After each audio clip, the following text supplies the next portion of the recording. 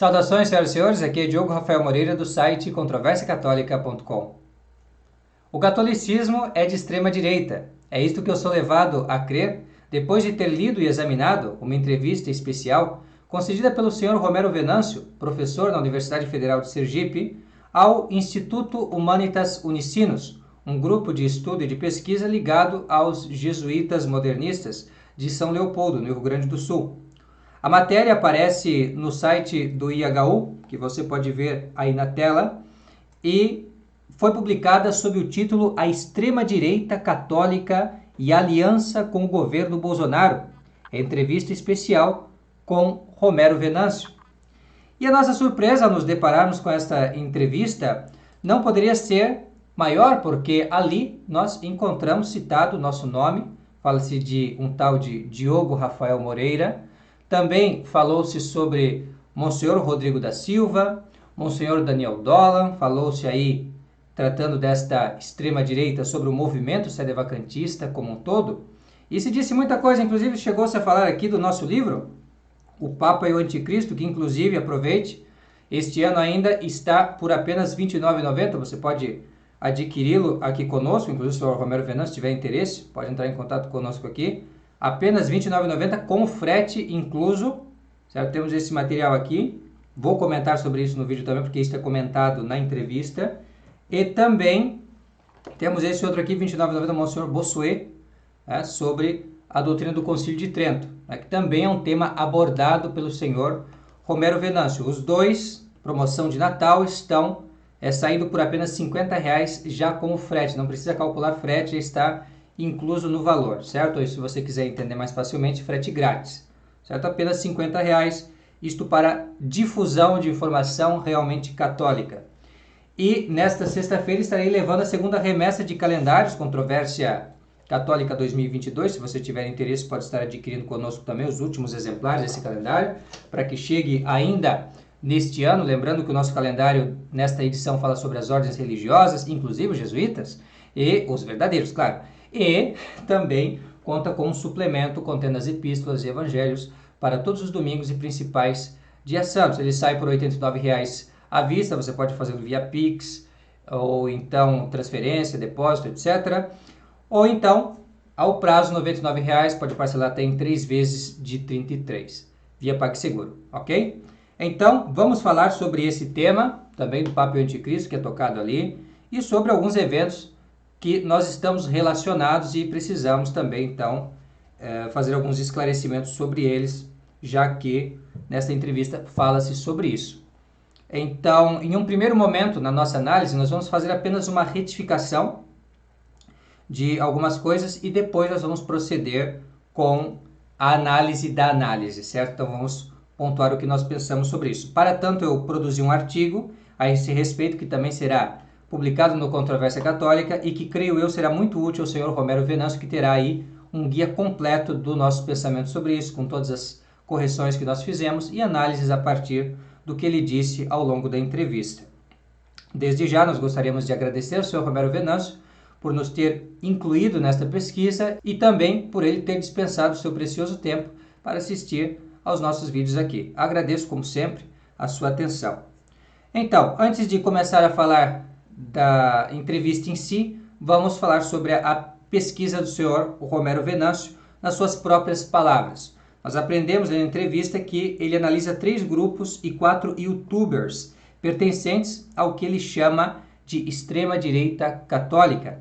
Minha pesquisa, diz ele, vai de 2013 a 2021 e não pesquiso todos os grupos, pesquiso apenas 3, os mais importantes, os mais sérios, os mais agressivos e os que sabem o que querem do ponto de vista da formação teológica. O movimento sedevacantista, que vem da Associação São Pio X, do movimento do arcebispo Dom Marcelo Lefebvre, de 1970, os Arautos do Evangelho, de São Paulo, e o Centro Dom Bosco, CDB, que é do Rio de Janeiro. Escolhi esses grupos porque eles têm um projeto teológico, político e arquitetônico. Eles gostam de construir espaços públicos grandes para a formação. Verdade. Também pesquiso 4 youtubers, que são os mais acessados e os mais famosos.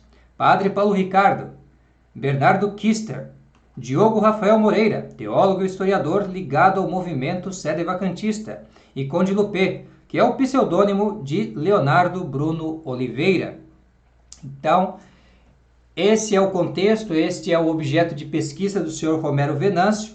Como vocês veem, ocupa um papel predominante dentro dessa extrema direita católica, o movimento sedevacantista. Deu graças, como dizia Dom Helder Câmara, sempre que Dom Helder Câmara conseguia avançar com a sua agenda progressista, ele sempre dizia assim, deu graças, em latim, isso mesmo. Então, remanescentes da formação de seminário dele, e assim nós também dizemos deu graças, né, sempre que a nossa mensagem consegue chegar além aí do nosso público inicial, que são pessoas que compactuam das nossas ideias. A coisa fica mais interessante quando os nossos pensamentos são postos em debate, à prova, e assim nós podemos, então, realmente chegar, né, aonde nós queremos, que é levar as pessoas para nosso Senhor Jesus Cristo, para a profissão integral do catolicismo, porque nós entendemos que a nossa salvação depende disso, certo? E é uma matéria muito séria. E, por amor ao próximo também, a salvação do nosso próximo também depende de professar esta fé integralmente. Essa não é a nossa crença particular. Essa é a crença de uma multidão de testemunhas, milhares e milhares de santos e de homens e de mulheres de todos os tempos, de diferentes classes, pensaram também assim. E por isso que deixaram o paganismo, deixaram o protestantismo, deixaram vários grupos de homens para poder integrar-se a esta sociedade de fiéis católicos. E é isso que nós promovemos, e nós queremos realmente que essas pessoas que infelizmente têm um pensamento eivado de modernismo, nós vamos demonstrar isso, ficamos felizes que agora elas estejam já considerando, quem sabe, ou ao menos inteiradas do que nós somos e o que nós pensamos, certo? E eles vão ver, eu acredito, ao final desse nosso artigo, que o que eles chamam de extrema-direita católica, na verdade, é só a doutrina católica, é só a fé católica, a Igreja Católica. E isto é realmente o nosso principal objetivo. Mas antes de avançar para este ponto, eu gostaria também de fazer algumas correções pontuais a certos erros factuais cometidos ao longo da entrevista. A conferência ela foi feita via Zoom, a entrevista, ela foi feita uma videoconferência via Zoom. E, portanto, é natural, como foi algo espontâneo, como algo que eu estou fazendo aqui também, a gente fala muita coisa espontaneamente, às vezes a gente comete um lapso ou algum erro. Então, como foi uma longa entrevista, houve também alguns erros sobre as pessoas de que está falando, sobre os grupos, e eu gostaria de fazer algumas retificações aqui. Também algumas coisas são um pouco complicadas para uma pessoa de fora entender, e por isso também faço essas observações aqui como uma espécie de prefácio à nossa análise. Então, o primeiro ponto que eu gostaria de chamar a atenção é que o movimento sedevacantista, quer no Brasil, quer no exterior, não nasceu propriamente da Fraternidade Sacerdotal São Pio X. Na verdade, se dependesse dela, jamais haveria sequer um bispo sedevacantista no mundo. Somos muito mais devedores de Monsenhor Pedro Martinho Nho Dinh Thuc, arcebispo vietnamita, que tendo ordenado bispos da nossa posição sedevacantista, 7 anos antes de Dom Marcel Lefebvre, publicou em 25 de fevereiro de 1982, na cidade de Munique, uma declaração em que afirmava julgar que a cátedra de Roma estava vacante. Então, Monsenhor Thuc ordenou sedevacantistas e ele mesmo aderiu, em 1982, à posição sedevacantista, pelos motivos que nós vamos explicar ao longo deste vídeo aqui. Mas vamos falar da nossa pátria. Aqui no Brasil, a posição sedevacantista começou a ser discutida no interior da TFP. O senhor Arnaldo Vidigal Xavier da Silveira, que descanse em paz, publicou em 1970 a obra Considerações sobre o Ordo Missae, de Paulo VI, a qual vinha precedida de um estudo detalhado sobre a hipótese teológica de um Papa herege. Já ali aparecia a opinião de São Roberto Bellarmino, jesuíta e doutor da Igreja, de longe a mais comum de todas, de que um Papa perde a sua jurisdição ipso facto em caso de heresia pública.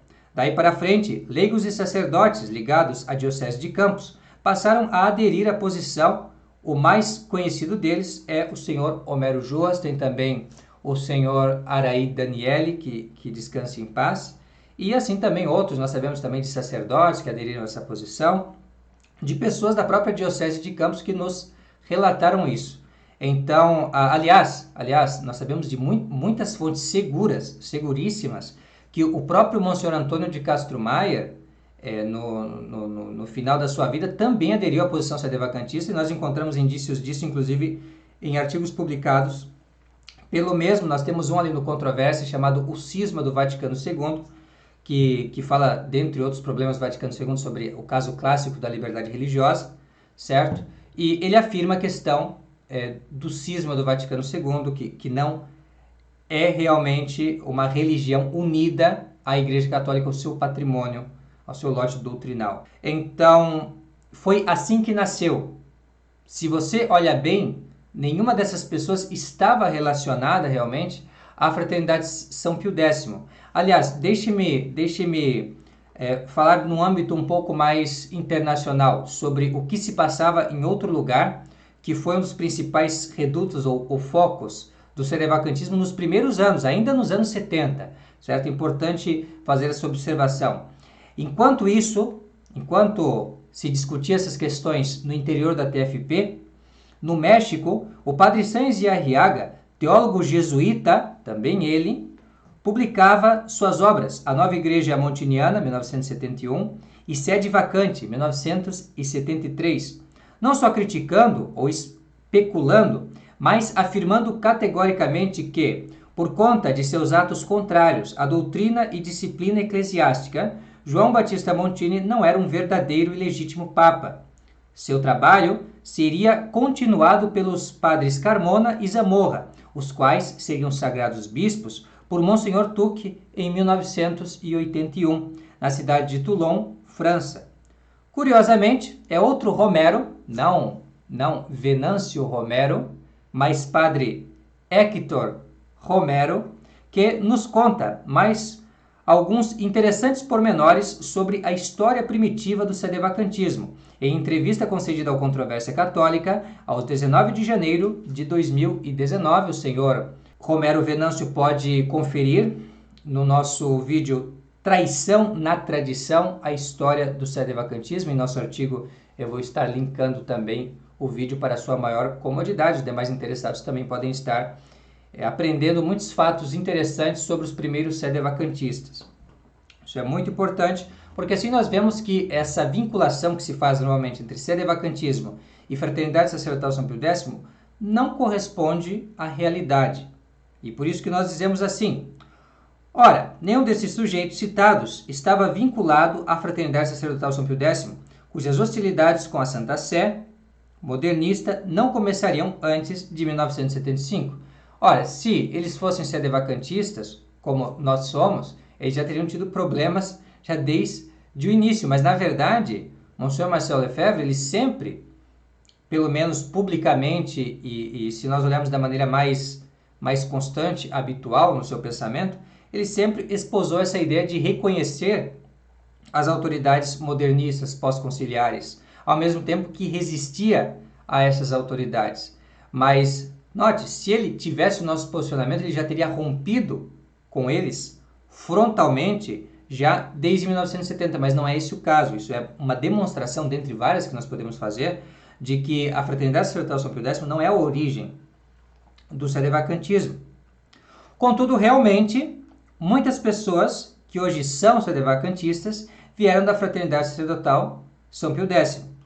Esse é o caso de Monsenhor Dolan, que saiu da fraternidade em 1983 e não foi pela questão do sedevacantismo. O sedevacantismo até aquele momento ainda era tolerado, pelo menos no foro privado, até hoje ainda é, de certa maneira, tolerado no privado, mas a questão principal ali era problemas envolvendo a nulidade matrimonial e também a questão do missal, o missal de João 23, porque o senhor Romero Venâncio talvez não esteja ciente destas nuances, mas a verdade é que Monsenhor Lefebvre e a Fraternidade Sacerdotal São Pio X, eles seguem a liturgia de João 23, o missal de João 23, de 1962. Eles não seguem o missal anterior à reforma litúrgica, compreende? E, no entanto, alguns padres, em certos capítulos da ordem, ou melhor, da Fraternidade de São Pio X, eles adquiriram esse direito, ou mesmo tiveram reconhecida a observância de seguir um missal anterior a João 23. E isso, no entanto, deixou de ser tolerado a partir de 1983, por conta das negociações com o Vaticano, e aí aconteceu realmente essa ruptura. Monsenhor Dolan então sai da Fraternidade Sacerdotal São Pio X. Mais recentemente também Monsenhor Rodrigo da Silva saiu de um grupo dissidente da Fraternidade São Pio X, um grupo mais radical, que seria a Resistência, que seria uma fraternidade mais presa aos ensinamentos de Monsenhor Marcel Lefebvre, não dos superiores mais recentes da fraternidade, que tem liberalizado um pouco a questão do diálogo com os modernistas do Vaticano, certo? Então, padre, agora Monsenhor Rodrigo da Silva, saiu desse grupo relacionado com a fraternidade em 2018. Pois bem, então, o que nós temos que observar, então, a entrevista do senhor Romero Venâncio, é que, se é verdade que muitas pessoas pertenceram à Fraternidade Sacerdotal São Pio X, a origem do sedevacantismo não está ligada diretamente à Fraternidade Sacerdotal São Pio X. Na verdade, nenhum destes homens que eram da Fraternidade Sacerdotal São Pio X teriam acesso à sucessão apostólica se não houvesse bispos sedevacantistas da linhagem Tuque. Isso para a esmagadora maioria dos casos. O segundo ponto que eu gostaria de observar é que Monsenhor Rodrigo da Silva, conforme referido no site oficial do Seminário São José, nasceu em Recife, Pernambuco, aos 18 de fevereiro de 1991. Portanto, ele tem 30 anos, 30, e não 37 ou 38, como aparece na entrevista. O mesmo foi sagrado bispo aos 29 de setembro de 2021. Nós transmitimos aqui pelo Controvérsia Católica, as pessoas puderam ver todo o processo da sagração, o sermão também nós traduzimos, o sermão de Monsenhor Daniel Dolan. Isso aconteceu na Capela Santa Gertrudes, a Grande, situada em Westchester, região metropolitana de Cincinnati, que fica no estado de Ohio, Estados Unidos. Logo, não é correto dizer, como aparece na entrevista, que Dom Rodrigo tenha sido ordenado na Flórida, onde fica o Seminário da Santíssima Trindade, Most Holy Trinity Seminary, de Monsenhor Sambor. Nem é correto também afirmar que ele esteja ligado a um tal de Ministério da Flórida. Na verdade, a associação de Monsenhor Sambor, da Flórida, chama-se Roman Catholic Institute, Instituto Católico Romano. Monsenhor Rodrigo não está ligado a esta associação, mas está unido moralmente a Monsenhor Daniel Dolan, de Cincinnati, Ohio, cuja associação se chama St. Francis of Sales Institute, Instituto São Francisco de Sales. Essas são as nossas correções sobre a idade e também a sagração episcopal e também, de certa maneira, filiação de Monsenhor Rodrigo da Silva. Agora, vamos falar um pouco sobre a minha pessoa, que também é citada ao longo do artigo. Então, eu, Diogo Rafael Moreira, não resido atualmente nem em São Paulo ou Rio de Janeiro, como é dito na entrevista, ao contrário do que se diz ali, mas no estado de Santa Catarina, em uma cidade chamada Guaramirim, próxima de Joinville e Jaraguá do Sul. Tanto que durante 4 anos eu fui seminarista da Diocese de Joinville mesmo. Não sou formado em História. A pessoa formada em História da lista citada provavelmente é o Sr. Conde Lupé, ao menos foi o que me disseram. Quanto a mim, sou formado em Filosofia. Muito me lisonjeia o título de teólogo e historiador, mas o que sei sobre essas coisas aprendi autodidaticamente dos padres e dos livros. Então, para falar a verdade, eu sou formado em Filosofia. Eu comecei minha formação em Filosofia com os padres deonianos de Brusque, Santa Catarina, quando eu era seminarista maior e estava justamente lá para fazer esses estudos. Era a Faculdade de São Luís. E ali então que nós aprendemos muita coisa e também começamos a estudar um pouco do catolicismo tradicional, mas eu ainda não era consciente naquela época das coisas que eu sei hoje sobre o Vaticano II e tudo mais. Na verdade, é muito difícil a pessoa sair da bolha. E eu entendo muito bem a dificuldade do senhor Romero Venâncio em nos compreender, porque quando você está na órbita do Vaticano II e não sai para fora para tentar ver as coisas de um outro ponto de vista, é muito difícil, porque você não sabe como eram as coisas antes. Você não sabe o que os papas ensinavam antes, você não sabe como os católicos viviam a fé antes, senão de uma maneira muito distorcida. Você sabe poucas coisas e, geralmente, o que você recebe de uma forma vaga é no sentido de desqualificar, de criticar, mas é uma crítica muito apressada. É uma crítica sem profundidade. E aí, se você vai um pouco além, se você começa a ler os livros antigos, por exemplo, como foi o meu caso, eu comecei a fazer isso, inclusive os livros críticos ao Concílio Vaticano II, então você começa a ver que, opa, esse pessoal aí tem razão, faz sentido o que eles estão dizendo, e realmente houve, como nós vamos ver na nossa análise, uma protestantização destes ditos católicos que aderiram às reformas do Vaticano II, e o que hoje se chama de direita e esquerda católica era o que antigamente se chamava de herege.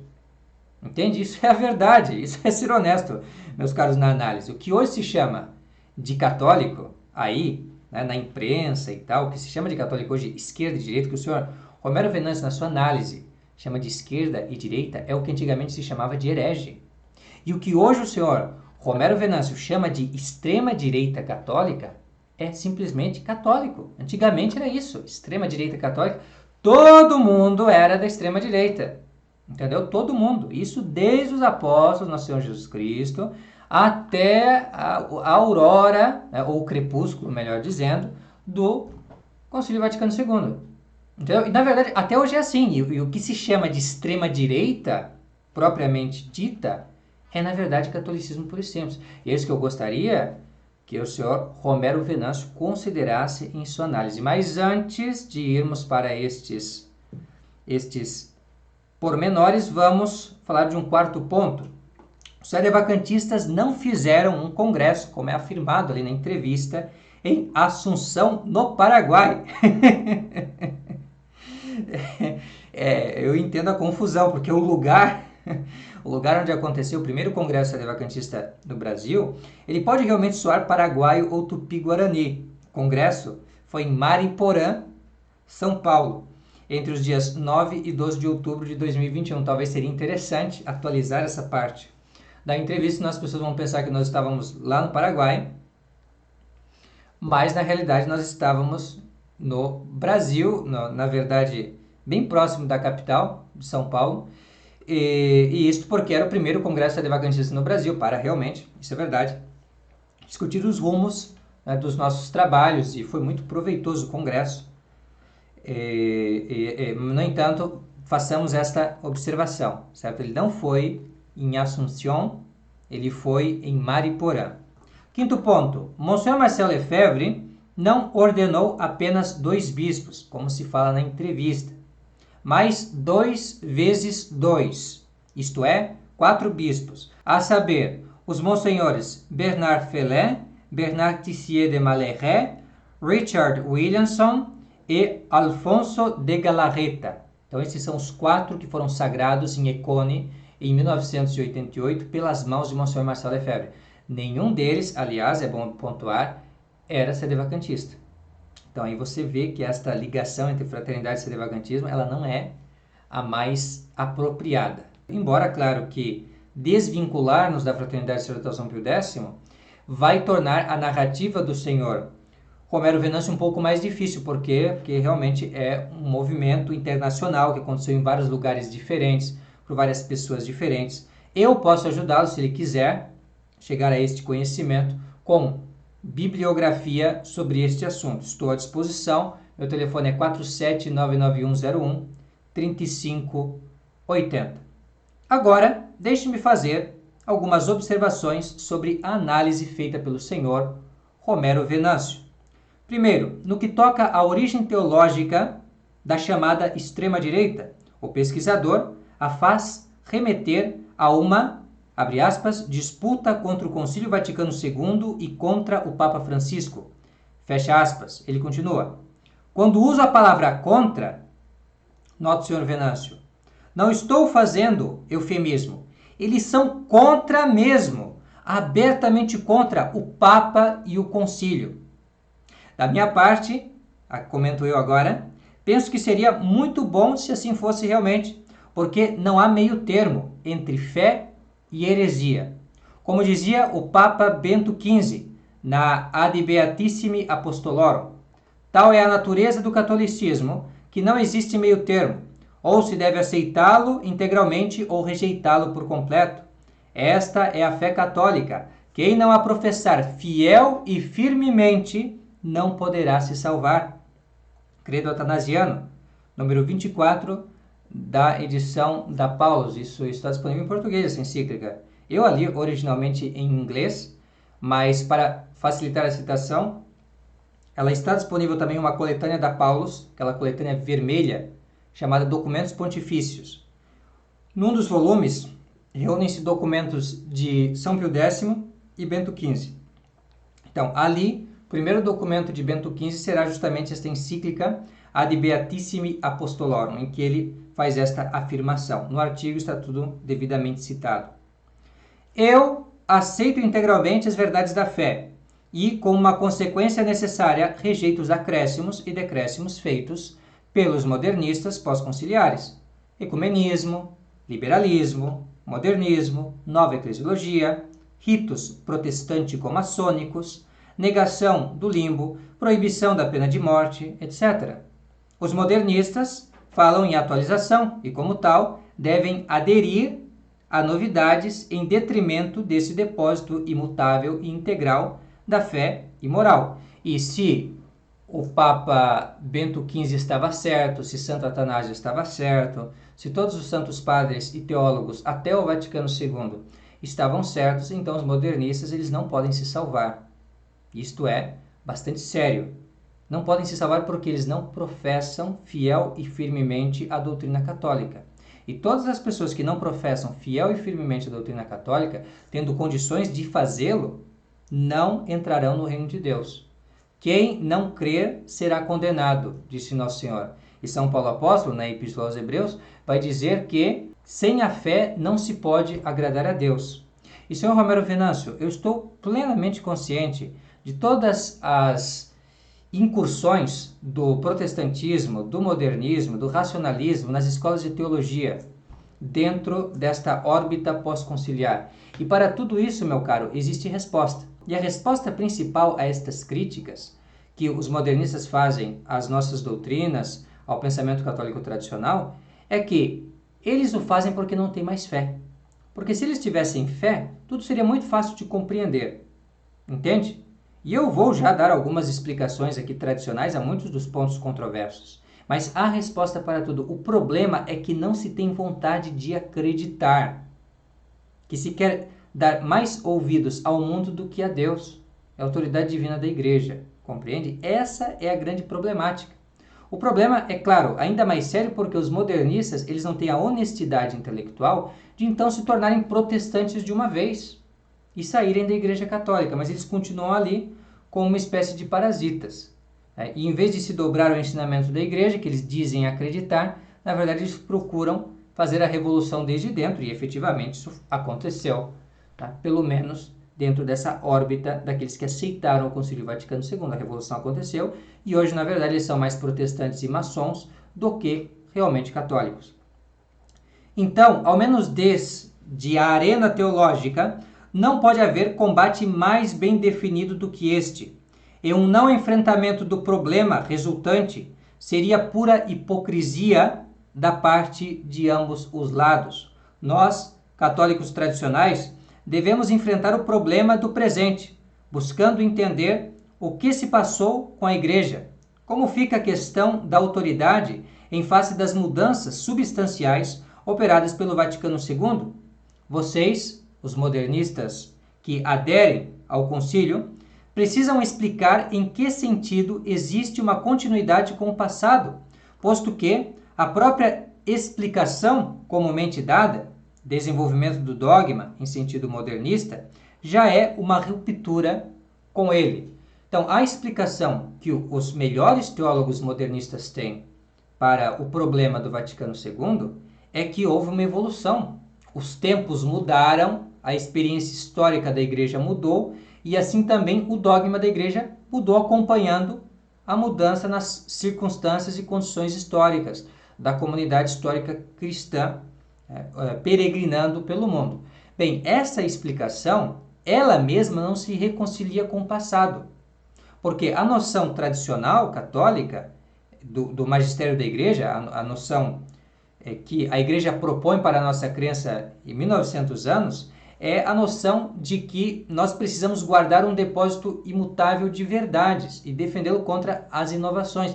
Isso não é uma invenção de Constantino, ou de Bonifácio VIII, ou de Clemente VII, ou de Gregório VII, ou de quem quer que seja, de qualquer papa que seja. Não.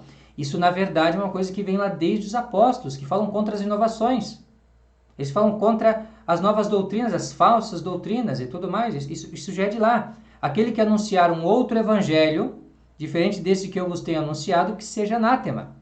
Então, isto já é da própria índole, é inerente ao catolicismo esta perspectiva no sentido de conservar o depósito da fé. E essa noção de uma fé que vai mudando com o passar do tempo, ela é herética e não nasceu entre católicos, ela nasceu entre protestantes, que desde o século XVI já estão em crise. Entende? Aí foram surgindo várias tentativas de solucionar aquilo ali. E uma dessas é essa da evolução do dogma. Mas isto é erro, do ponto de vista teológico, do ponto de vista de uma análise imparcial do que ensinam as Sagradas Escrituras, do que ensina a tradição e do que ensina o magistério da igreja. Então, muito importante este ponto aí. E, infelizmente, não é todo mundo realmente que entende desta forma, que nós devemos enfrentar os problemas, que nós devemos combater aquele que é o nosso antagonista na arena teológica, porque é simples assim, se eu tenho uma proposição tal e a pessoa tem uma proposição contrária ou contraditória à minha, então nós temos aí um enfrentamento, um debate. Nós não precisamos fazer um duelo com armas e tudo mais ao meio-dia ali no faroeste. Nós não precisamos disso, mas haverá sim um enfrentamento. E como a teologia não envolve somente o nosso pensar, as nossas elucubrações ociosas, isso vai ter consequências práticas. Então, se uma pessoa diz que Deus disse o contrário do que eu sei por certo que Deus teria dito, então a gente não pode comer na mesma mesa, todas aquelas coisas, entende? Porque existe essa dificuldade. Então, isso é o honesto, é assim que nós deveríamos proceder. Porém, não é todo mundo que faz assim, nem os modernistas fazem assim, e na verdade, essa extrema-direita aí de que fala o senhor Romero Venâncio, é somente os sedevacantistas. Porque esta origem na disputa contra o Concílio Vaticano II e contra o Papa Francisco só se aplica real e propriamente aos sedevacantistas, como eu. Com efeito, Padre Paulo Ricardo não se coloca abertamente nem contra um, nem contra outro. Veja, por exemplo, sua homilia de 22/10/2021, na qual fala sobre a interpretação correta do Vaticano II. Em linhas gerais, ele segue a hermenêutica de continuidade de João Paulo II e Ratzinger, buscando interpretar o concílio à luz da tradição. Faz-me rir. Ha, ha, ha. Uma quimera, aliás, que só pode acabar em dissimulação e desconversa. É o que todo mundo faz, certo? Quando, por exemplo, o senhor Romero Venâncio lá pela Santos vai tentar salvar o Vaticano II, dizendo que aquilo não foi heresia, aquilo ali não é protestantismo e tal. Meus amigos, isso é muita ingenuidade. Não dá para acreditar que tem gente que ainda compra essa história. É só você examinar as ideias, é só você comparar as coisas e você vai ver que não tem condições. Mas, voltando aqui, o Bernardo Kister e o Conde Lupé, mutatis mutandis, seguem essencialmente a mesma linha do Padre Paulo Ricardo, embora sejam bem menos discretos do que ele. E aí parece que eles têm uma oposição, talvez pelo barulho, pelo latido, pela altura do latido, parece que eles são realmente contra o Vaticano II, contra Bergoglio, mas não é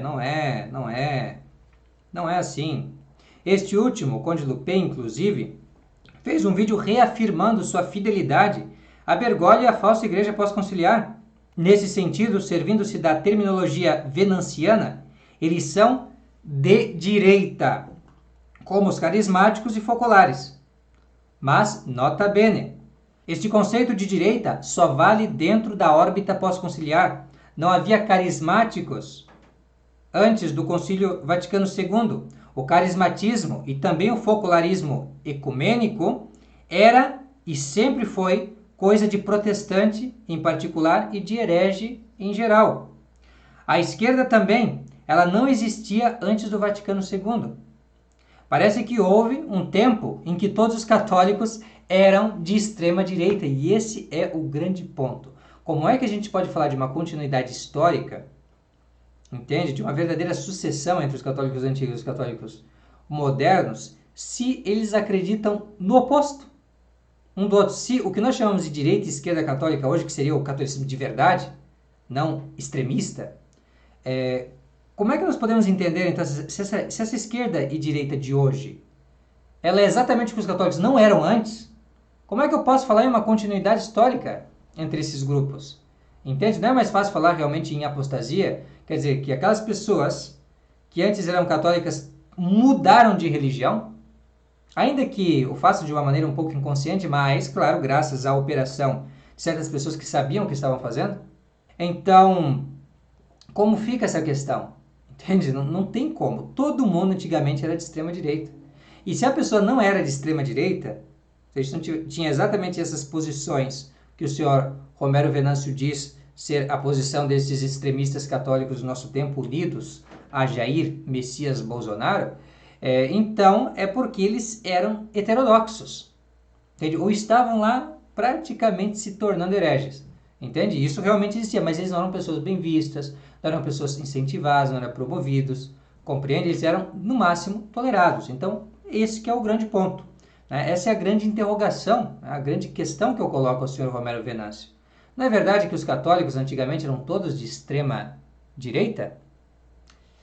O Santo Dom Bosco e os arautos do Evangelho seguem a versão mais mitigada do que chamo de reconhecer e resistir, isto é, uma posição que reconhece tanto o Papa putativo aqui quer dizer que ele é considerado Papa, não quer dizer que ele realmente seja, que reconhece tanto o Papa putativo quanto o Vaticano II, mas resistem, o quanto podem, aos ensinamentos e reformas pós-conciliares. Em outros lugares, eles seriam chamados de semi-tradicionalistas. A versão mais radical do reconhecer e resistir é adotada pela Fraternidade Sacerdotal São Pio X, que resiste à autoridade que reconhece como legítima ao ponto de criar toda uma igreja paralela. Então, todos esses grupos não cabem exatamente dentro desse conceito de extrema-direita. Por quê? Porque eles não estão realmente nesta disputa em que se colocam abertamente, publicamente, como nós fazemos, nós sedevacantistas, contra o concílio e contra o Papa putativo Bergoglio. Resistência absoluta às inovações pós-conciliares e suas pretensas autoridades você somente a vai encontrar entre os sedevacantistas. E somente a ele se aplica esta frase que o senhor Venâncio atribui a todos indiscriminadamente. Abre aspas. Atenção nisso aqui. Eles têm uma cosmovisão e não apenas uma leitura pontual de alguns pontos. É assim que está no texto. A grande novidade dessa extrema direita católica é que ela tem uma cosmovisão católica. Olha só. Fecha aspas. Que maravilha. Não fui eu que disse isso. Eu gostaria de ter escrito esse texto, pelo menos a segunda parte dele. Eu não poderia tecer tamanho elogio a tal da extrema direita, meus caros, porque a novidade dessa extrema direita, atenção você aí, presta atenção, isso é um testemunho em nosso favor. A novidade dessa extrema-direita é que ela tem uma cosmovisão católica, tá entendendo? É porque a direita e a esquerda pós-conciliar não é católica. Ela não tem uma cosmovisão católica. Ela não vê as coisas de um ponto de vista católico, por isso eles não querem uma sociedade católica, por isso eles não querem uma igreja realmente católica, com uma teologia católica, com uma filosofia católica. Entendeu? Você sabe o que quer dizer cosmovisão? Né? Em filosofia a gente fala em Weltanschauung, né? um conceito alemão. O olhar que eu tenho sobre o mundo, a visão de mundo. Então, é o modo como eu vejo as coisas. Então, essa extrema-direita que somos realmente, vamos ser honestos, somos somente nós, os sedevacantistas, aqui o Diogo Rafael Moreira, o Moção Rodrigo da Silva. Então, esta extrema-direita, ela tem uma cosmovisão católica. Eis aí, da boca dos nossos adversários, a confissão de que nós realmente somos católicos, católicos integrais. E que se você quiser se salvar, se você acredita realmente, se você acredita que a Igreja Católica estava certa antigamente, que faz sentido então ser católico hoje, então se você quiser se salvar professando a fé católica fiel e integralmente, então você tem que aderir à nossa posição, tem que ser sedevacantista, tem que ser católico integral, só isso, certo? Creio que os católicos sempre creram, e por isso você não vai aceitar os acréscimos e os decréscimos e as distorções feitas pelo nefasto Concílio Vaticano II e seus falsos papas. Compreende? É simplesmente isso. Então, essa extrema-direita católica, na verdade, é só católica, é a Igreja Católica. Segundo ponto. Ao falar da relação da extrema-direita com Francisco, ele diz, abre aspas, esses grupos têm horror ao Concílio Vaticano II e se opõem ao Papa Francisco porque, e nesse ponto eles têm razão, ele é a síntese de João 23, Paulo VI e João Paulo II. O pessoal do movimento sedevacantista diz que o Papa é a preparação para o anticristo na igreja. Eles estão lendo o livro O Papa e o Anticristo, a crise atual da Santa Sé à luz da profecia, do cardeal Henry Edward Manning, de 1861, fecha aspas, estas são as palavras expressas do senhor Romero Venâncio. No entanto, eu sou obrigado aqui a fazer uma correção, uma ponderação. Não está sendo dito ou crido ou veiculado por nós aqui que o Papa seja a preparação para o anticristo, mas sim que o não Papa e a não Igreja, de acordo com o que ensina Cardeal Manning nesse livro aqui, certo? Nós somos levados a inferir isso. Então, ou seja, a apostasia da religião católica, esse humanismo espiritualizado, este culto do homem, então isto aí é a preparação para o anticristo, certo? Não Papa, não a Igreja, porque Papa e Igreja são justamente o oposto. A Igreja sempre defendeu e defenderá, até o fim dos tempos, o princípio de autoridade, de autoridade divina, que os homens devem aderir, porque a Igreja ela tem uma missão vinda do céu, os apóstolos são embaixadores que Deus mandou para as nações para que elas se convertam à fé católica. E a Igreja, ela guarda esse depósito de fé deixado pelos apóstolos e continua a transmissão dessa mensagem. Por isso que a Igreja é o corpo místico de nosso Senhor Jesus Cristo. Então, esta missão da Igreja jamais vai acabar e nós sempre vamos fazer isso. É o que nós estamos fazendo aqui com a nossa cosmovisão católica. Entende? Então, isso acontece e sempre vai ser. Mas haverá uma grande apostasia. Muitas pessoas que eram católicas de carteirinha, inclusive bispos, papas, vão deixar o catolicismo. Então, esse é o problema aqui da apostasia que é tratado pelo Cardeal Manning, certo? Quem tiver interesse pode adquirir conosco aqui R$ 29,90, nossa tradução desse trabalho. São 4 conferências sobre a questão do fim dos tempos. E aqui eu vou ler também o que eu escrevi no artigo sobre esse tema para tornar ainda mais clara a relação entre a obra do Cardeal Manning e a nossa posição sedevacantista. Na verdade, este livro, traduzido por mim mesmo e publicado em julho deste ano, ensina, à luz das Sagradas Escrituras, dos Santos Padres e do sentir comum dos teólogos católicos, que o anticristo não virá antes de uma grande apostasia de caráter religioso, e que esta apostasia não pode ocorrer enquanto houver entre nós um verdadeiro e legítimo Papa, porque, segundo o Cardeal Manning, o Papa é, aqui na Terra, o maior antagonista do anticristo, pois, enquanto este representa a rebelião e a desordem, aquele é o maior defensor da ordem e da autoridade divina. Evidentemente, esta perspectiva escatológica constitui um bom argumento teológico em favor do sedevacantismo, sobretudo porque Uma das notas do aggiornamento pós-conciliar é a rejeição do princípio de autoridade divina, o que Paulo VI chamava de o culto do homem, isto é, um humanismo espiritualizado que, servindo-se de palavras cristãs, exalta a autonomia do homem, sua dignidade, com menoscabo da autoridade de Deus. Esta mudança de mentalidade operada pelo concílio é tão substancial que o próprio Senhor Venâncio traça claramente a distinção entre a igreja piana, que esposava este princípio de autoridade muito nitidamente, uma cosmovisão católica, e a igreja pós-conciliar, que esposa as noções de autonomia e diálogo, inclusive com a ideia da sinodalidade. Ou seja, o que é essa questão da sinodalidade que está falando Francisco, que o senhor Venâncio diz que é uma ampliação do Vaticano II, que João 23 não pôde fazer, mas que agora Francisco está fazendo. O que é isso? Eu vou explicar para vocês. Está aqui no nosso parêntese, certo? Os homens, livres em sua experiência de fé, moldam no sínodo a religião que querem para o futuro. Isto é puro antropocentrismo teológico, humanismo. Entende? Na verdade, o que é a religião pós-Vaticano II? O que é isto? É uma religião feita pelos homens. Não é a religião de Jesus Cristo dos Apóstolos, nem é a religião que os católicos tinham antes. É uma nova, falsa religião, é um ídolo, criado por alguns teólogos modernistas, só isso, entende? E o senhor Venâncio não está seguindo a Cristo.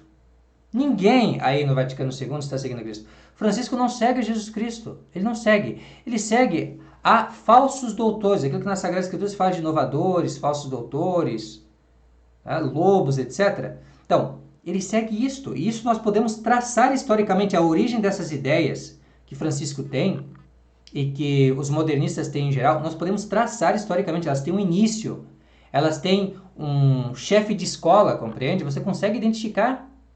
Agora, as ideias dos católicos não, as ideias dos católicos nós vamos até Nosso Senhor, como nós vamos demonstrando aqui quando nós tratamos justamente de pontos de doutrina e de moral. Ora, uma mudança assim substancial em matéria de religião é o que se chama de apostasia. E uma apostasia assim caracterizada, ao mesmo tempo universal e antropocêntrica, muito se parece com aquela descrita na segunda epístola de São Paulo aos Tessalonicenses, no livro de Daniel, no Apocalipse de São João, etc. Mas, como nos garante Cardeal Menem, ser impossível que tal apostasia proceda da Igreja e do Papa, então aqueles homens que a levaram a efeito, por alguma razão, carecem de toda autoridade. A única explicação teológica adequada para esta falta de autoridade da parte dos papas e bispos seria a perda de ofício por heresia. E assim, chegamos ao sedevacantismo, que não diz nada além disso. Os papas e bispos pós-conciliares carecem de autoridade por incorrerem em heresia pública e notória, modernismo, liberalismo, ecumenismo, dentre outras coisas.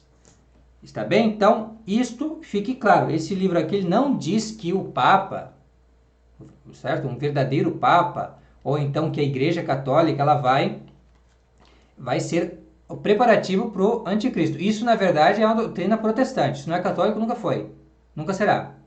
A doutrina comum dos teólogos é que haverá uma apostasia no seio da Igreja Católica, onde um número expressivo de fiéis, inclusive de homens da hierarquia, vai abandonar a fé e vai trocá-la justamente pelo humanismo. Certo? Isso é uma coisa bastante demonstrada. Por quê? Porque a doutrina do anticristo é o humanismo. Praticamente, o humanismo levado às suas últimas consequências, aquilo que Santo Agostinho descrevia como a cidade dos homens. Então, ele diz que, havendo esta apostasia, isto será, como também afirma São Paulo, na segunda epístola aos Tessalonicenses, no capítulo 2, isto vai ser o fator que vai levar realmente à vinda do anticristo, certo? E nós estamos vendo, o que tudo indica, né? Se não já a realização, pelo menos um belo ensaio do que seria isso diante da apostasia após o Vaticano II. Agora, vamos para um outro ponto, a questão da missa. Terceiro, o senhor Venâncio enfatiza bastante a questão da missa tridentina, como se a oposição aos papas anteriores, a Bergoglio, fosse quase inteiramente em função dela. Isso é verdade somente em parte e de um ponto de vista mais superficial. A resistência à missa nova, ou então missa de Paulo VI, é bom o Sr. Venâncio saber, nós não falamos apenas em missa de Paulo VI, nós também falamos em missa nova, certo? É um termo bastante em voga nos nossos meios desde que surgiu. Por quê? Porque a missa antiga é a missa tridentina, a missa de sempre. E o apoio à missa tridentina, então, tem raízes teológicas e morais. O próprio Bergoglio o reconheceu na carta que acompanha o motu próprio Traditionis Custodes, de 16 de julho de 2021, onde diz que nesses grupos de missa tridentina se veicula a ideia de que há uma igreja verdadeira e uma igreja falsa. Sim, né? Novidade, mas tudo bem. É claro que tem, né? Claro que tem, é só uma questão de honestidade intelectual. Esta tese das duas igrejas foi muito bem demonstrada por Padre Anthony Cekada no livro Obra de Mãos Humanas, uma crítica teológica à missa de Paulo VI. Em resumo, as mudanças de rito repercutem uma mudança de fé. Não tratou-se de uma atualização para o vernáculo, mas da implementação no âmbito litúrgico do modernismo antropocêntrico e subjetivista e do ecumenismo com os protestantes. Esse que é o grande ponto. Então a questão sempre ela vai se reduzir à fé, certo? É entre a fé e a heresia. Então assim, por que eu não sou modernista? Por que eu não estou em comunhão com o Vaticano II e com o Papa Putativo Francisco? Por quê? Porque é uma questão de fé. Porque para eu ser católico, para eu me salvar, eu preciso professar a fé integral da igreja. Se eu não professo essa fé integral da igreja, tendo conhecimento disso, certo? Eu que, graças a Deus, recebi essa graça de entender o que é o catolicismo integral, como ele sempre foi professado, então, se eu não dou o meu assentimento a isso, eu não irei me salvar, e isto é o que me faz ser contra a missa nova, e ser contra tudo mais que veio do modernismo. Compreende? Não é o contrário, não é porque eu sou pela missa tridentina que eu vou me opor às doutrinas, aos ensinamentos dos papas, compreende? Embora, claro que a fé e a prática da fé na liturgia são coisas muito conectadas. Por isso que a missa tridentina está relacionada realmente com a fé católica, com a fé tridentina. E já a missa nova ela está relacionada com o modernismo, certo? E com o Vaticano II. Quarto ponto. O termo extrema, adotado pelo Sr. Venâncio, significa a não aceitação de diálogo e convivência pacífica com um rival religioso ou político. Termos como ódio, violência, agressividade servem para denotar esta posição extrema. Não se trata de violência física ou somente física, mas sobretudo de violência moral, isto é, afirmar que a outra posição está errada, contra Deus, e deve ser rejeitada pelos católicos e homens razoáveis.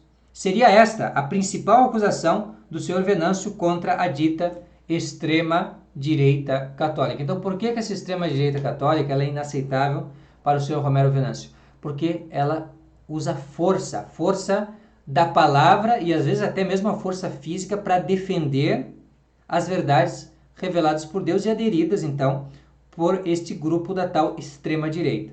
Pois bem, mas qual que é a grande dificuldade aqui? É sempre a mesma, é que a tal da extrema-direita, na verdade, ela se identifica com o catolicismo, simplesmente assim. E que o que se chama hoje em dia de catolicismo não é nem direita, esquerda do catolicismo, mas é heresia.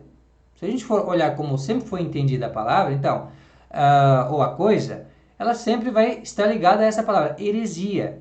O que se chama hoje de esquerda e direita católica é eminentemente uma entidade herética. Contudo, a Igreja Católica, inspirada em Cristo e nos apóstolos, sempre usou, durante séculos, deste método de agressão moral, com os anátemas dos concílios, a Inquisição e outros meios de repúdio aos que erram com conhecimento e obstinação. Por outro lado, a Igreja, até os tempos do Vaticano II, nunca foi de direita e esquerda, nesse sentido de aceitação e convivência entre o certo e o errado, a partir de uma abordagem subjetivista ou existencialista. Na realidade, esta abordagem só é possível por conta do modernismo teológico, comum a ambas, aquele descrito na Pascendi por São Pio X. O homem só conhece a Deus na imanência, os dogmas se formam a partir da experiência do indivíduo na comunidade cristã histórica. Eis aí o que une a SEBS e a RCC, a Teologia da Libertação e a Missa de Cura e Libertação. Entendeu? Quer dizer, o que une os católicos ditos de direita ou de esquerda na ótica, na perspectiva do Sr. Venâncio? É que eles são modernistas. Todos eles aderem às inovações do Concílio Vaticano II, que consiste essencialmente no modernismo de Loisy, de Tyrrell e de outros, com alguns acréscimos, algumas melhorias feitas por Hahn, por Yves Congar e por outras estrelinhas da era Vaticano II. Então, todos eles acreditam que a nossa vida de fé ela surge da nossa experiência pessoal e não da adesão aos dogmas ensinados pela igreja. E de onde que veio essas coisas? Isso veio da igreja? Não, isso teve uma origem que você pode rastrear historicamente. No caso da renovação carismática, nós encontramos no movimento neopentecostal do início do século XX, entre os protestantes. Se a gente quer um pouquinho mais para trás, a gente vai chegar a Wesley, o fundador do metodismo. E depois, no caso da teologia da libertação, isso surge no Partido Comunista, basicamente. Não é preciso ser um grande gênio para conseguir perceber isso, certo? Na verdade, ela é uma criação dos próprios comunistas, uma tentativa de infiltração bem sucedida, ao que parece, dos comunistas na Igreja Católica. Simples assim. Entende? Então, isso não surge no catolicismo, isso surge fora. Tanto que esses pensamentos todos foram condenados pela Igreja, previamente. Compreende? No caso da RCC até nem precisou, porque já anatematizou o protestantismo, e aí você anatematiza a RCC junto. Tá? E ela sempre foi algo tão ridículo e tão característico dos hereges, que a Igreja, que eu saiba, nunca teve uma definição contra isso, se bem que já condenou o montanismo, por exemplo, e outros movimentos que tinham a mesma noção, né, de relação com o Espírito Santo na substância que a própria RCC. O próprio Sr. Venâncio esposa esta perspectiva modernista quando fala de querigma e vida comunitária em sua análise. Mas o modernismo é reconhecido como uma heresia, e heresia não tem o direito de cidadania na Igreja Católica. Se esse não for o caso, então se poderá negar igualmente a Santíssima Trindade, a encarnação e outros dogmas de fé. E aí o que temos não é mais uma igreja, mas um clube filantrópico ou partido político. Se você destrói a unidade de fé na igreja, não faz nenhum sentido existir igreja. Porque a igreja é justamente uma reunião dos fiéis, Tietus Fidelium. Esta é a definição de São Tomás, das pessoas que creem. Mas creem o quê? Creem na sua experiência com Deus, sua experiência pessoal com Deus? Isso é ridículo, isso não une. Porque a minha experiência é uma, a sua experiência é outra, a experiência do terceiro é outra, a experiência lá do hindu é outra, a experiência do protestante é outra. Isso jamais gera unidade, isso gera caos. Isso, na verdade, geralmente é falso, porque o que nós chamamos da nossa experiência com Deus é a nossa meditação. Tá? Na maior parte das vezes, meditação o quê? A partir de alguma perfeição divina que nós podemos perceber naturalmente, pela nossa contemplação da natureza, por exemplo, ou então a partir do que nós já aprendemos da igreja, de uma maneira ou de outra maneira. Mas não existe essa experiência direta na imanência com Deus. Isso não existe. O intelecto humano não é capaz disso. Por isso que foi necessário que o nosso Senhor, né, baixasse do céu à terra para nos ensinar as doutrinas e mandar os apóstolos como embaixadores e estabelecer o corpo de bispos como guardiões dessa doutrina. Compreende? Porque se tudo fosse possível com a experiência, não tinha necessidade da igreja. Então é ridícula essa posição. Compreende? Não tem sentido isso. Então, a igreja ela é naturalmente conservadora, tradicional, de extrema direita. Isso mesmo, extrema direita. Então, a expressão direita e extrema direita são inadequadas, porque não são espécies de um mesmo gênero. O mais correto seria dizer modernista e católico, ou pós-conciliar e pré-conciliar. Pelo que, me consta, todo católico antigamente era obrigado a ser de extrema direita, e o que hoje se entende por direita e esquerda é o que antigamente se entendia por herege. O mesmo vale do ponto de vista político. Não é possível enquadrar um católico de verdade no esquema esquerda-direita, porque como vivemos sob uma Constituição liberal e o liberalismo é a versão civil do princípio protestante de autonomia do indivíduo em matéria religiosa, o católico, por religião, não pode entender o presente estado da sociedade como agradável a Deus. É uma questão de bom senso. Assim como maçons querem um mundo à semelhança da loja maçônica, os católicos querem um mundo que siga os ditames de sua religião. O próprio Cristo quis que assim fosse, por isso mandou que os apóstolos pregassem às nações, com o intuito de convertê-las ao Evangelho. Tratava-se, evidentemente, daquilo que se costuma chamar na esquerda de colonização ideológica. Porém, a ideologia em questão era a revelação divina, e o ideólogo era o Senhor, Rei e Deus eterno. Logo, Deus tinha e tem o direito, e a Igreja tinha e tem autoridade para exigir dos homens esse grau de submissão aos seus ensinamentos e preceitos. Foi assim que nasceram os países católicos, e esse deve ser o nosso objetivo. Se os católicos hoje se contentarem, presta atenção aqui, em ser deste ou daquele partido, sem o prospecto de promover o reinado de Cristo na política, eles até podem ser de Lula ou de Bolsonaro, mas não são de Cristo. Se, porém, o católico apoia este ou aquele, porque, de algum modo, contribui para a realização do programa de Deus para os homens, então isto pode ser feito. Então ele pode realmente apoiar um determinado partido ou outro, fazendo um cálculo prudencial, um cálculo moral, onde, exercendo a virtude da prudência, ele vai ver se compensaria apoiar um determinado candidato ou uma determinada pessoa, porque isso mais concorreria para o bem comum da sociedade e para a maior glória de Deus, certo? Então, se isso estiver em vista, não tem problema na pessoa tomar uma decisão em apoiar um tal sujeito, ainda que ele não seja um Carlos Magno. Isto é uma doutrina comum entre os moralistas católicos. E nós, ainda que pudéssemos querer pensar o contrário, nós somos constrangidos pelo ensinamento tradicional da Igreja a fazer esta afirmação aqui. Porém, você não é obrigado a apoiar um determinado candidato se ele não é um candidato católico, certo? Se você vê que ele não vai contribuir realmente para o reinado social do nosso Senhor Jesus Cristo. E se talvez o fato de ele ser morno pode até ser pior do que se ele fosse realmente quente, entendeu? E fosse um opositor, antagonista do catolicismo de uma maneira mais aberta, está bem? Então você pode fazer um cálculo também no sentido de que não converia. E este é o meu cálculo. Eu, pessoalmente, não ponho minha esperança nos políticos de esquerda ou direita, ambos eivados de liberalismo, mas somente naquele que dobrar os seus joelhos diante de Cristo Rei e fazer a máquina do Estado trabalhar para Deus. Por conta disso não voto, nem hei de votar, enquanto este nosso regime não reconhecer o império e a autoridade espiritual de nosso Senhor Jesus Cristo. Então, todos os estados e constituições modernas, de acordo com o meu conhecimento, pelo menos esses aqui da América, todos eles formalmente apostataram da religião católica.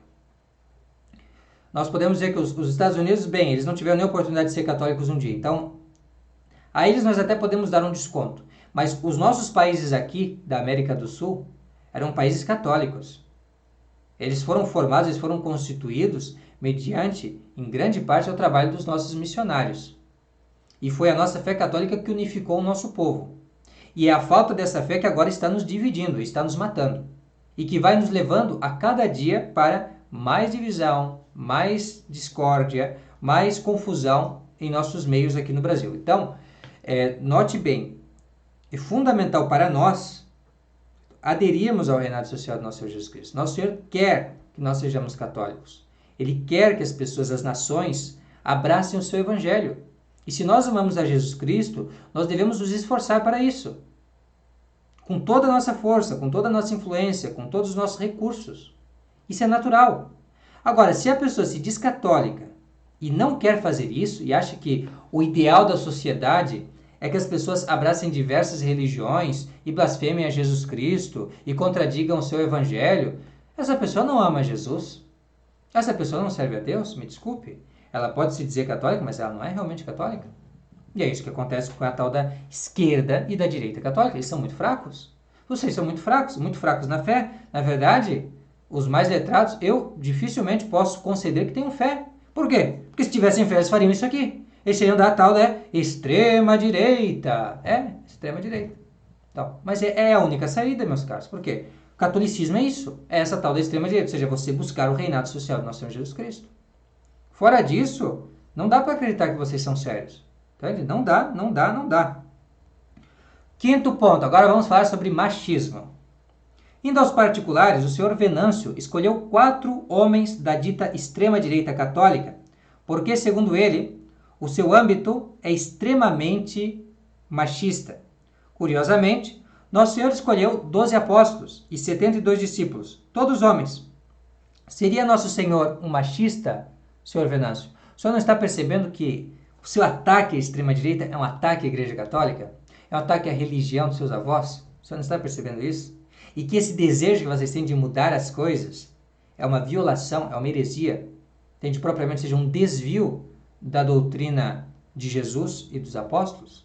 Entende? Se você ama Jesus, você não vai querer modificar as palavras de Nosso Senhor, você não vai querer desdizê-lo, você não vai querer chamá-lo de machista, você não vai querer dizer que ele é uma pessoa que não entende realmente as coisas, que só agora, né, passado 1900 anos, que a gente começou a entender. Compreende? Então, vamos ser coerentes, então. Se é para ser católico, então vamos ser católicos. A extrema-direita. Mas se não for para ser católicos, então não vamos dizer que nós somos da esquerda. Nós não estamos nem em esquerda nem em direita, estamos fora. De fora. Essa é a realidade. E é porque falta essa honestidade que nós temos essa confusão hoje em dia. Porque se as pessoas que não fossem católicas simplesmente deixassem de ser, estava tudo certo. Não precisaríamos estar aqui com esses canais, essas coisas todas aí. Entende? Mas não existe essa honestidade da parte do pessoal que alega ser católico sem o ser realmente. Certamente, extrema-direita e catolicismo é uma e a mesma coisa machista. Um catolicismo não machista, isto é, que dê à mulher posição de ensino público na igreja, é herético e imoral, porque Cristo é cabeça do homem e o homem é cabeça da mulher. Primeira Epístola de São Paulo aos Coríntios, capítulo 11, versículo 3. E é coisa indecente para uma mulher o falar na igreja. Também na mesma Epístola aos Coríntios, capítulo 14, versículo 35, e também você pode conferir a primeira Epístola de São Paulo a Timóteo, capítulo 2, versículo 12. Na verdade, toda essa parte aí desse capítulo vai falar sobre essa questão da mulher, do papel da mulher. Como de costume, já vão se apressar em dizer que isto se deve ao contexto da época. Isso não tem nada a ver. Antes, é o contrário. Era a teologia que formava a moral, e neste caso em particular, a razão teológica que moldava os costumes de então é assim explicada por Teodoreto. O demônio, conhecendo que o homem era mais prudente, não lhe dirigiu os seus primeiros tiros, mas enganou primeiro a mulher. O homem pecou depois, não por sedução, mas por comprazer a mulher. E assim Eva disse: a serpente me enganou, porém Adão, a mulher, me deu a maçã. A mulher que tinha menores luzes e era mais fraca, pôde ser mais facilmente surpreendida, donde conclui São Paulo que não lhe toca a ela ensinar ao homem, nem ter domínio sobre ele. Isso está num comentário, numa nota de rodapé, justamente essa passagem da primeira Epístola a Timóteo, a Bíblia Sagrada do Padre Figueiredo, reedição da Liga de Estudos Bíblicos, LEB, dos anos 50, volume 12, página 160. Então, esta é a explicação teológica para esse posicionamento que nos faz favorecer, no caso, na questão do ensino público, os homens. Por quê? Porque os homens eles têm mais prudência e mais luzes para tratar dessas questões doutrinais que as mulheres. Entende? E por isso que São Paulo ensina desta forma e nós seguimos o ensinamento do apóstolo.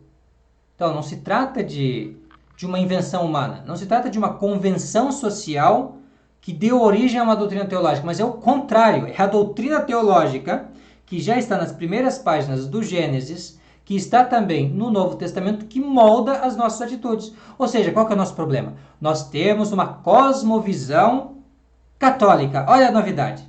Nossa, que novidade. Nós temos uma cosmovisão católica. Enquanto nós aqui, da esquerda católica, nós ali, da direita católica, na linguagem do Senhor Venâncio, nós não temos.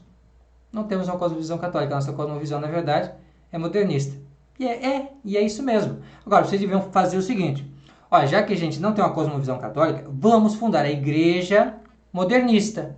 Pronto, tudo resolvido. Não vou estar mais falando em teoria da conspiração, tá? Não vou estar mais falando em maçonaria, não vou estar mais falando de incomodismo, não vou estar mais falando de infiltração, certo? Tudo resolvido. Eu paro imediatamente. Tá? Paro imediatamente tudo isso aqui. É só vocês serem honestos. Honestos. Dizer assim, não, vamos lá, gente. Já que a gente tem uma posição diferente, não vamos ocupar esses tempos que deveriam estar nas mãos dos verdadeiros católicos. Nós não somos católicos. Nós não acreditamos nessas coisas. Se aquilo ali não fosse tombado pelo patrimônio histórico, a gente iria por tudo abaixo, porque nós acreditamos de uma outra coisa e a nossa arquitetura, portanto, é diferente. A nossa posição teológica é diferente, a nossa filosofia é diferente, tudo é diferente. Então vamos fundar nossa igreja. Isso seria honesto da parte de vocês. Mas não são, entendeu? Não tem essa honestidade. Esse que é o grande problema, Sr. Venâncio. Compreende? Então, já que é para ser antimachista, então não seja católico, porque o catolicismo ele é machista, nessa sua concepção de machismo, certo? Ninguém está falando aqui em bater em mulher e coisa assim. Ok? Nós estamos falando apenas que a mulher não tem, de acordo com os desígnios de Deus, o direito, ela não pode ficar aí ocupando o ensino público de religião. Isso não. Entende? Isso é uma coisa realmente modernista. Esse negócio de mulher ensinando, por exemplo, ali na Gregoriana, como acontece hoje em dia, então, isso é tudo coisa do Vaticano II. Antes não existia isso. Compreende? Não quer dizer também, preste atenção, que não possa haver exceções, que são coisas extraordinárias e que sempre há. Sempre a toda regra existe exceção, mas a exceção, ela não é o padrão. Entendeu? Exceção é exceção. É uma coisa que foge do comum. Então, mulher soldada é uma coisa fora do comum, mas pode existir uma Santa Joana d'Arc. Mulher doutora é uma coisa fora do comum e como ofício não existe e nunca vai existir, pelas razões legais. Mas pode existir, por exemplo, mulheres, sobretudo pessoas religiosas, que foram iluminadas de uma tal maneira pela ciência divina, pela sua vida íntima de oração e tudo mais, que Deus, né, lhes deu uma missão particular de ensinar uma determinada coisa. Isso pode acontecer, certo? Mas isso é exceção, a gente não pode transformar a exceção no padrão, senão já não é mais exceção, é regra. Entendeu? E aí vira uma bagunça. Então, não é assim. Então, os desígnios de Deus são esses. E nós temos esse posicionamento porque é a posição católica. Só isso. Porque nós temos a tal da cosmovisão católica. Sexto ponto. Já disse o bastante acima sobre os meus 3 companheiros da extrema-direita católica e deixarei a eles o encargo de defenderem-se na parte que lhes compete. Quanto a mim, fui chamado pelo Sr. Venâncio de um obcecado que vive um gozo errado, que fica destilando ódio contra João 23 ou defendendo documentos do Papa Bonifácio IV. Creio que o Sr. Venâncio quis dizer Bonifácio VIII, o mesmo que escreveu a Unam Sancta sobre a autoridade do Papa. Salvo que falasse destas coisas a protestantes ou a ateus, não penso ter necessidade de defender nada. Magistério é magistério. Para usar o jargão teológico, magistério é regra próxima da fé. A partir dela, nós aprendemos, sem erro, a doutrina de Cristo contida na Sagrada Escritura e na tradição, que é a regra remota da fé. Nós não aprendemos, isso é lição elementar de catecismo e os primeiros rudimentos da teologia. Existe a regra próxima da fé, que é aquilo que nós recebemos da igreja, que é o que está no magistério, que é o ensinamento que nós aprendemos no catecismo, que é o que a igreja nos ensina, daquilo que está na regra remota, ou seja, na Sagrada Escritura, e na tradição, ou seja, na palavra de Deus escrita e não escrita. Nós católicos não aprendemos essas coisas diretamente, ou seja, pela regra remota, lendo a Bíblia e lendo os Santos Padres. Não, nós aprendemos isso a partir do magistério da igreja. É assim que nós aprendemos as coisas. Então, a partir do magistério da igreja, que nós inferimos, nós construímos a teologia. Compreende? Claro que existe uma parte da teologia especulativa, mas existe uma parte da teologia que está resolvida, certo? Onde as controvérsias foram resolvidas. Então, essa parte da ciência teológica, toda ela é construída a partir do magistério. Por isso que um dos documentos fundamentais em qualquer seminário de teologia do católico é o Enchiridion Symbolorum, o Denzinger, o famoso Denzinger, certo? Então, ali está um conjunto de definições do magistério. Então, essa é a nossa base.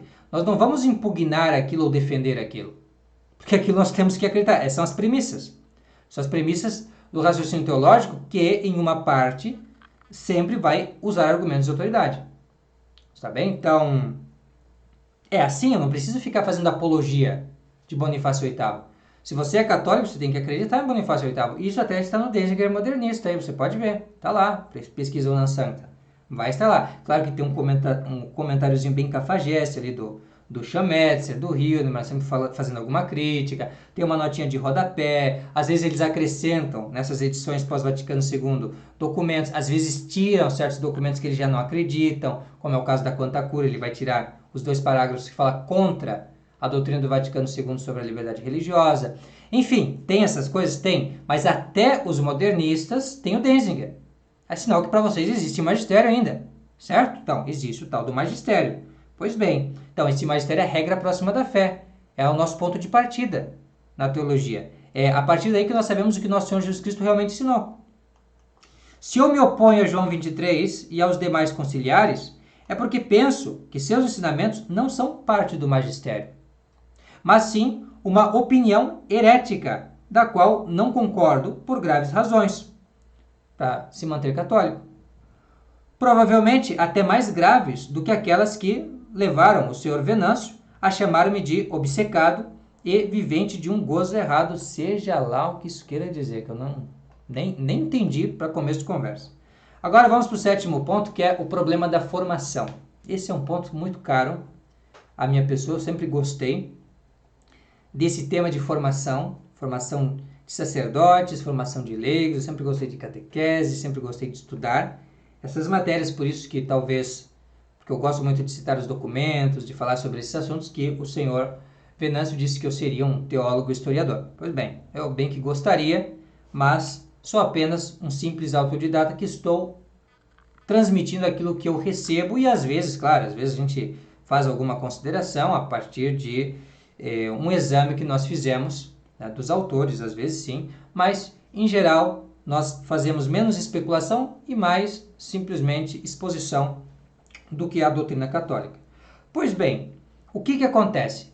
O senhor Venâncio, quando ele vai tentar explicar as causas da emergência da extrema-direita, ele vai dizer que, na sua hipótese, talvez a hipótese mais grave, é que tem havido uma falta na formação do clero. Então, além do fator da emergência das redes sociais, que trouxe uma certa proeminência para esta extrema-direita que usa muito as redes sociais, também tem esse fator da má formação do clero e do povo de uma forma geral.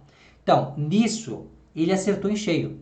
Eu tenho que tirar o chapéu, ele está certíssimo, é realmente isto. São muito mal formados e é por isso que são modernistas. Porque o modernismo ele vem de uma má compreensão da filosofia e da teologia escolástica. No caso de hoje, eles nem recebem isso, eles nem podem mal compreender, porque eles nem recebem a filosofia e teologia escolástica. Mas a verdade é sempre isso, ignorância. Certo? O modernismo ele é construído pela ignorância, que é uma ignorância orgulhosa e obstinada. A partir do momento que o modernista ele for realmente humilde, ele se torna católico. Ele começa a voltar para os manuais de teologia tradicionais e tudo começa a voltar ao normal. Mas o problema está realmente na vontade que se obstina em querer ter um juízo elevado de si que não corresponde à realidade. Entende? O modernista, ele até agora só destruiu. Ele não fez nada de bom, realmente. Vamos ser sinceros. Só destruiu. A igreja ela estava no tempo de Pio XII. Né? Diga o que disser. Tá? Eu vou comentar um pouco sobre isso depois no comentário do Sr. Venâncio sobre a questão de Pio XII. Mas bem, estava num patamar e ela só foi perdendo prestígio, só foi perdendo homens, só foi perdendo instituições, só foi perdendo lugar na sociedade a partir do Vaticano II. Então, como que você me vai dizer, me vai ousar dizer que isto tem sido uma coisa benéfica e que tem dado certo. Não tem. As estatísticas mostram isso. Mas vamos falar dessa questão intelectual, essa questão da formação dos sacerdotes. Como dizia o Padre Ângelo, os modernistas nunca têm a resposta para nada. Nada. Enquanto que a tradição tem resposta para tudo. É uma questão de pura lógica. Se eu mesmo, no caso do modernista, não creio no que a igreja ensinava antes e não me sinto obrigado a crer naquelas coisas, nos sílabos, por exemplo, com que moral e convicção eu vou obrigar e impor minhas ideias aos demais? Essa é a grande dificuldade. Do ponto de vista prático, a queima e descarte de manuais antigos trouxe como consequência a falta de referências e de solidez no ensino de teologia, e de filosofia nem se fala. Então eles jogaram fora e não tinha mais nada. Então era obrigado ao quê? A pegar manuais protestantes, a pegar manuais de pessoas racionalistas, ou então alguém lá faz uma coisa de improviso, que são esses manuais que usam nos seminários hoje, que é uma improvisação. Então, não é uma coisa profunda, não é uma coisa sólida. Então foi isso que aconteceu. E eu já te digo qual é a solução. A solução mais humilde e digna de um católico seria voltar ao método e conteúdo escolástico tão incentivado por Leão XIII e São Pio X. Mas como dizia este último, o principal pecado dos modernistas é a soberba, e não há nada que eles odeiem mais do que a escolástica. Oitavo ponto, agora vamos falar sobre a questão de João 23. O grande drama do Papa João 23, diz nosso analista, foi exatamente fazer com que a igreja dialogasse com o mundo moderno. Ele não era um homem comunista, liberal, era um pastor, um bispo, um cardeal. Ele não tinha nada a ver com a esquerda, mas percebia que a igreja estava em uma situação em que estava perdendo a fé. Olha que afirmação piedosa do senhor Romero Venâncio. Porém, esta afirmação, senhor Romero Venâncio, ela precisa ser substanciada com bibliografia para que a gente possa acreditar nisso, porque eu até o momento, pelo que eu pesquisei, tanto em biógrafos admiradores, defensores de João 23, quanto em biógrafos críticos a João 23, a pesquisa que eu fiz e eu posso mostrar isso para o senhor com fontes, certo? Eles demonstram que João 23 era de esquerda. Ele realmente era de esquerda desde o início, desde o começo, quando ele era seminarista ainda em Bérgamo, que é o estado de origem dele na Itália. Lá na diocese de Bérgamo ele já tinha amizade com o bispo, ele era como o secretário do bispo Radini Tedeschi, que era dessa orientação liberal modernista, e ele já era ali nos seus discursos, nós podemos ver isso citado em uma biografia de João 23, ele já agia como um precursor da teologia da libertação. Tá? Isso não são pessoas inimigas de João 23 que estão dizendo isso, compreende? São admiradores de João 23, estão elogiando, na ideia deles, João 23. Entendeu? Então, não creio que o senhor vai conseguir demonstrar isso com fontes, com dados, com verdade e com juízo, que João 23 realmente não era de esquerda. E também, a própria questão da pátria em terras, por exemplo, o senhor vai ver que, de fato, tem ali já uma abertura para o diálogo com os comunistas, e que os teólogos da libertação, não a extrema-direita, mas a tal da esquerda moderada, maravilhosa, bonitinha, que o senhor está falando, então, esse pessoal aí, eles vão ser do parecer que a Pátria em Terras foi a carta fundadora da teologia da libertação. Compreende? Então, claro que aí haveria, né, Medellín, haveria Puebla, nós sabemos disso, mas tudo com legado papal, né, mandado por Paulo VI, depois por João Paulo II. Então, assim, não é uma coisa que foi feita na ilegalidade, é verdade, isso foi feito tudo com a chancela dos papas pós-conciliares. Mas, se você olha para a origem, você vai ter que remontar isso a Pátria in Terris. Aqui é importante pela questão do diálogo com os comunistas e é importante pela questão da liberdade religiosa também. Agora, o que o senhor disse é importante porque é uma tentativa realmente de justificar o Vaticano II com uma mera atualização do catolicismo em tempos em que a linguagem da igreja não estava mais sendo compreendida pelo mundo moderno. Essa narrativa é muito comum nos seminários modernistas, e não me admira que o senhor Venâncio, não obstante ser um homem estudado, ainda compre essa história. Se você não sabe o que se ensinava e vivia antes, você não vai perceber a diferença. E lhe parecerá muito plausível a ideia de mera adaptação, mas os fatos negam o argumento. Compare, por exemplo, a Mortalium Animus, uma encíclica de Pio XI, com a Unitatis Redintegratio, promulgada por Paulo VI. Ou compare a Dignitatis Humanae, do mesmo Paulo VI, com a Quanta Cura, de Pio IX. Ou a Statis Coitum, de Leão XIII, com a Lumen Gentium, ou mais especificamente, compare este mesmo documento, a Statis Coitum, de Leão XIII, com o texto da CDF, a Congregação para a Doutrina da Fé, sobre a ideia de igreja-comunhão. É nítido que tratam-se de duas religiões diferentes e que, se é mesmo verdade que havia um risco de se perder a fé nos tempos de Pio XII, os fatos mostram que esta se perdeu de vez nos tempos de João 23. Então esse é o grande ponto que o senhor deveria estar considerando. Eu lembro que nós escrevemos um artigo, eu estou lendo esse artigo aqui em grande parte, também vai estar disponível ali no nosso site, controversiacatólica.com, então você pode conferir as fontes e também o texto na íntegra, certo? O 9º ponto fala sobre a questão da unidade na igreja. Diante do crescimento desses movimentos de extrema-direita, o senhor Venâncio mostra-se preocupado, até pessimista, com a questão da unidade da igreja, isto é, com a possibilidade de um cisma. No meu modesto entendimento, o cisma já houve em 1965. Os modernistas romperam com a doutrina antiga e os tradicionalistas romperam com os modernistas por conta disso. Cada um seguiu para o seu lado. Não há uma verdadeira comunhão de fé e governo entre esses dois grupos. Então nunca existiu, nunca existiu realmente comunhão. Entende? O que existe é assim, muita gente no modernismo que, criada já nesse ambiente de reforma, de revolução, só depois de um certo estudo vai chegar à conclusão que o modernismo é falso, que não é a verdadeira igreja católica, e aí se torna católico depois, como é o meu caso, como é o caso da maioria das pessoas. Certo? Então isso acontece, mas já é um cisma. Entendeu? Quer dizer, a partir do momento que você entende o problema, e no caso houve pessoas que já entenderam isso lá naquela época, você já rompeu.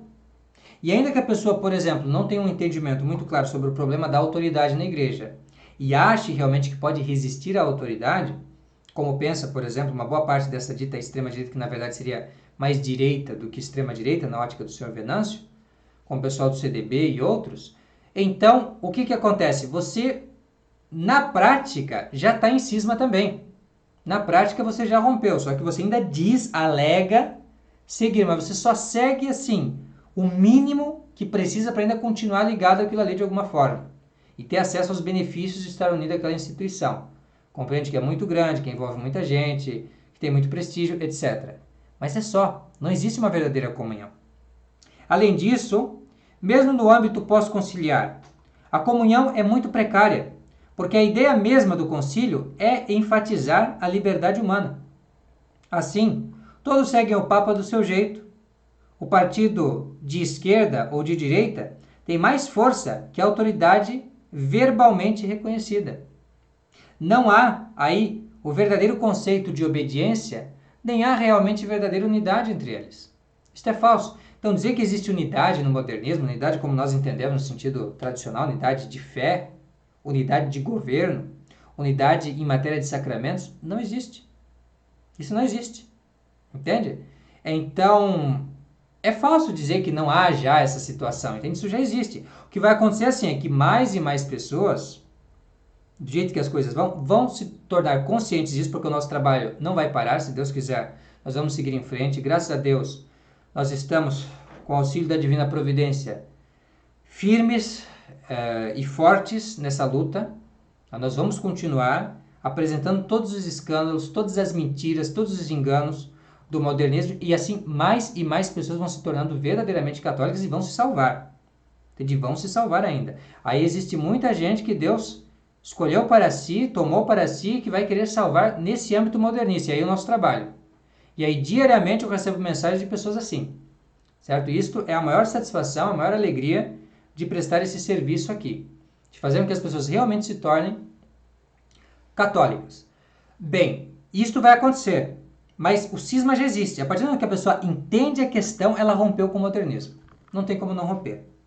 Aliás, vamos imaginar que viesse um Papa que voltasse a seguir as doutrinas pré-Vaticano II. Imagina.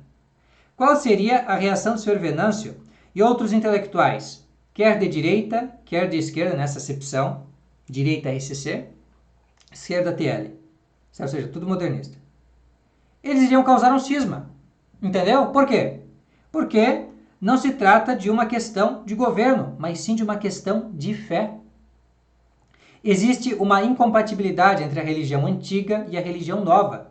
Do mesmo modo que o triunfo de uma é a ruína da outra. Então, não adianta. É água e óleo. Não se mistura. Entende? É sempre assim. Então, senhor Venâncio, se o senhor quiser ter uma cosmovisão católica, o senhor precisa sair da religião do Vaticano II e se tornar dessa tal da extrema-direita, que somos nós, basicamente. Que é o Controvérsia Católica e Seminário São José. Certo? É basicamente isso. Então, é assim que funciona. Agora, se o senhor quiser continuar pensando o que o senhor quiser, sendo de esquerda, de direita, mas não crendo naquilo que nosso Senhor Jesus e os apóstolos ensinaram, bem, o senhor continua aí. Entende? E aí o senhor não pode vir para cá, porque aqui é diferente. Entendeu? E é assim que funciona. Então, existe realmente já esse cisma. Isso existe. A diferença é que vocês estão perdendo. Porque as pessoas estão sabendo mais, as pessoas estão se formando melhor, as pessoas estão vendo os escândalos acontecendo, que é uma consequência da heresia, os escândalos, certo? Abusos e tudo isso. Isso é uma consequência da falta de disciplina e da falta de fidelidade nos ensinamentos de Cristo. Deus castiga desta forma, certo? Entregando-lhes aos vossos vícios. Depois a pessoa cair na heresia, então, parece que abre-se a porta do inferno e começa-se, então, a haver abusos. Isso eu estava falando esses dias aqui, eu falei daquela seita Maria Vita.